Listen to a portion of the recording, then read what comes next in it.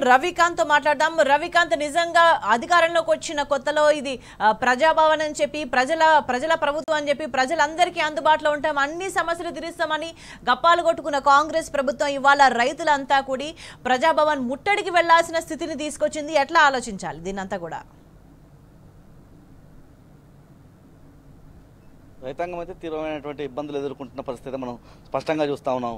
స్వేచ్ఛ ముఖ్యంగా ఇప్పుడు ఈ పంటలకు సంబంధించినటువంటి నష్టపరిహారాన్ని గురించి ఒకసారి మాట్లాడుకున్నట్టయితే గత యాసంగి సీజన్లోనూ రైతాంగం అంత నష్టపోయిన పరిస్థితి, ఇటు పంటలన్నీ ఎండిపోయిన పరిస్థితి, ఆ పంటలకు నీళ్లు అందించకపోవడము, ముఖ్యంగా ఇటు ఎస్ఆర్ఎస్పీ అంతా కూడా ఎండిపోయిన పరిస్థితులు, దేవాదులకు పూర్తిగా ఎండిపోయిన పరిస్థితులు గత యాసంగి సీజన్లో మనం చూసాము. ఈ పరిస్థితుల్లో రైతాంగం అంతా కూడా చాలా ఎకరాల వరకు, వందలాది ఎకరాలన్నీ కూడా ఎండిపోయాయి. పంట నష్టానికి సంబంధించి అంచనా వేసి ప్రభుత్వానికి ఒక నివేదిక అందిస్తే దానికి సంబంధించినటువంటి నష్టపరిహారం అందించాల్సి ఉండే. ముఖ్యంగా కాంగ్రెస్ సంబంధించినటువంటి రైతు డిక్లరేషన్లోనూ అదే కనిపించింది, వాళ్ళ మేనిఫెస్టోలోనూ అదే కనిపించింది. ముఖ్యంగా ఇప్పుడు కూడా పూర్తి స్థాయిలో మొన్నటి వరదల వల్ల తీవ్రంగా రైతాంగం అంతా నష్టపోయారు. వాళ్ళకి సంబంధించి ఎటువంటి భరోసా మాత్రం మనకు కనిపించలేదు. మరోవైపు ఇటు రైతు భరోసానే మనం చూసినట్టయితే పూర్తి స్థాయిలో గత బీఆర్ఎస్ అధికారంలో ఉన్న క్రమంలో రైతు బంధుగా ఇచ్చే పరిస్థితి ఉండేది. ఉమ్మడి వరంగల్ జిల్లా వ్యాప్తంగా కొన్ని గణాంకాలు కూడా మాట్లాడుకునే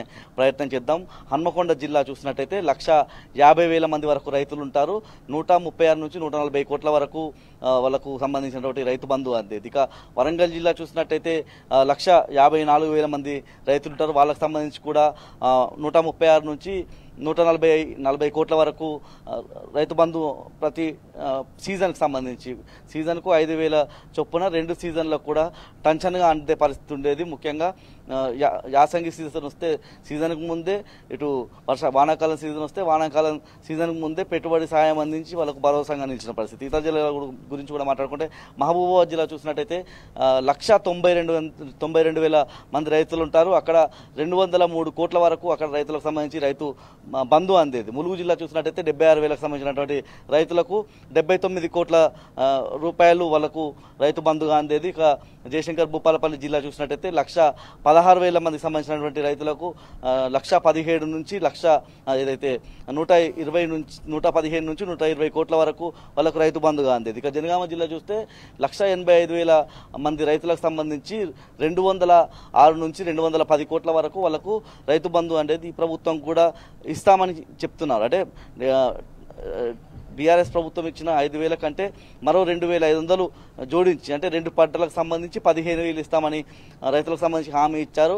ఆ హామీలన్నీ కూడా తుంగలోకి తొక్కిన పరిస్థితి మనకు కనిపిస్తూ ఉంది. రైతాంగం అంతా కూడా పెట్టుబడి విషయంలో తీవ్రమైనటువంటి అవస్థలు ఎదుర్కొంటా ఉన్నారు. ఇవాళ ఉమ్మడి వరంగల్ జిల్లాకు సంబంధించి మనం చూస్తే అంటే సిటీని ఆనుకొని ఉండే రైతులకు సంబంధించి కూడా తీవ్రమైన ఇబ్బందులు ఎదుర్కొంటా ఉన్నారు. గ్రామీణ ప్రాంతాల రైతులకు సంబంధించినటువంటి ఇబ్బందులు వర్ణనాతీతం.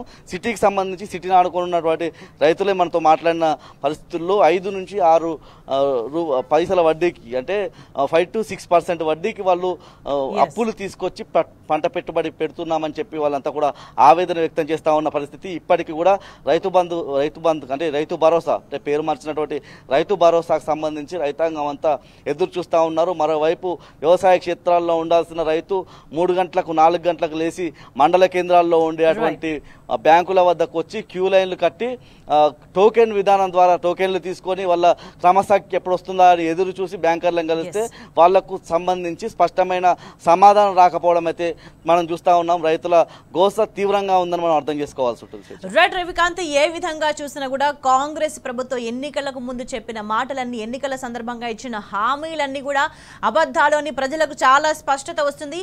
ఈ నేపథ్యంలోనే రైతులంతా కూడా పోరుబాట పట్టిండ్రు. ప్రజాభవన్ ముట్టడికి వాళ్ళంతా పిలుపునిచ్చే పరిస్థితి వచ్చిందనంటే రైతులు ఏ స్థాయిలో నష్టపోయి వాళ్ళంతా సహనం కోల్పోతున్నారు మనకు చాలా క్లియర్ గా అర్థమవుతుంది. ఇప్పటికైనా మరి ప్రభుత్వం ఎటువంటి చర్యలు తీసుకుంటుంది? ఒకవైపు రుణమాఫీ పూర్తయిపోయిందని అబద్ధాలు చెప్తుంది, కానీ ఇంకా 19 లక్షల మంది రైతులకు రుణమాఫీ కావాల్సి ఉంది. మరి ప్రభుత్వం ఏం చేయబోతుంది?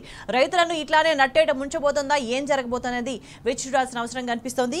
ఇక సమాచారం అందించినందుకు లివిల్, Ravinder and Ravikanth, thank you so much. That's all for now. Stay tuned.